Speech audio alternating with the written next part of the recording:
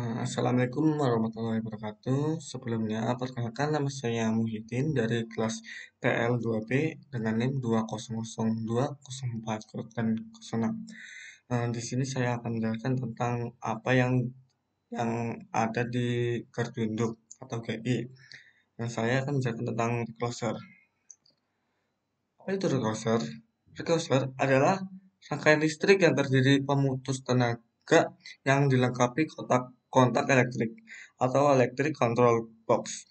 Reclosure yaitu suatu peralatan elektrik sebagai kelengkapan reclosure, di mana peralatan ini tidak berhubungan dengan tegangan menengah.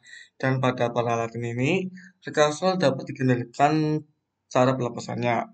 Dari dalam kontak kontrol, inilah pengaturan atau setting reclosure dapat ditentukan. Alat pengaman ini bekerja secara otomatis guna mengamankan suatu sistem dari arus lebih yang diakibatkan adanya gangguan hubungan singkat.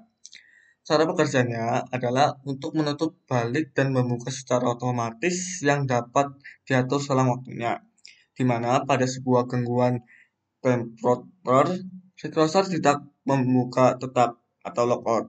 Kemudian, reclosure akan menutup kembali setelah gangguan itu hilang.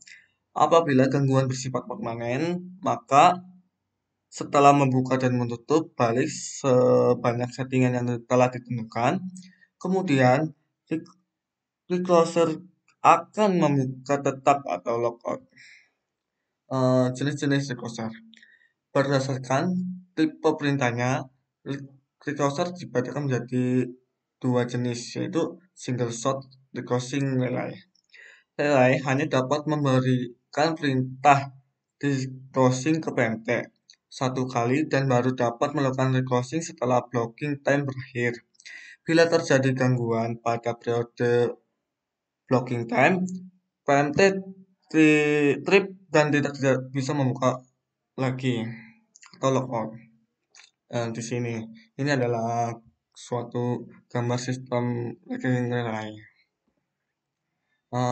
Yang kedua yaitu multi-shot reclosing relay. Relay ini dapat memberi perintah reclosing ke PMT lebih dari satu kali. Dead time antar reclosing dapat diatur sama atau berbeda. Bila terjadi gangguan relay OCR atau OTR, memberikan perintah trip ke PMT. Pada saat yang sama juga mengerjakan atau menegasikan relation delay setelah dead time T1 yang sangat pendek, kurang dari 0,6 detik, telah memberi perintah reclose ke PMT. Jika gangguan masih ada, PMT akan trip kembali dan reclosing selai akan melakukan reclosing yang kedua setelah dead time T2 yang cukup lama, antara 15 sampai 60 detik. Jika gangguan masih ada, maka PMT akan trip kembali dan reclosing relay akan melakukan reclose yang ke ketiga setelah dead time T3. Bila gangguannya juga masih ada dalam periode blocking DR, maka PMT akan trip dan lockout. Penggunaan multi-shot reclosing harus disesuaikan dengan siklus kerja atau duration cycle dari PMT. Ini adalah diagramnya ini, nama gelombangnya.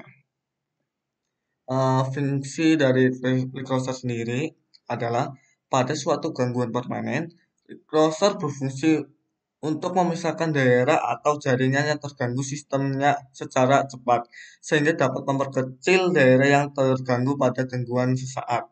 Reclosure akan memisahkan daerah gangguan secara sesaat sampai gangguan tersebut akan dianggap hilang.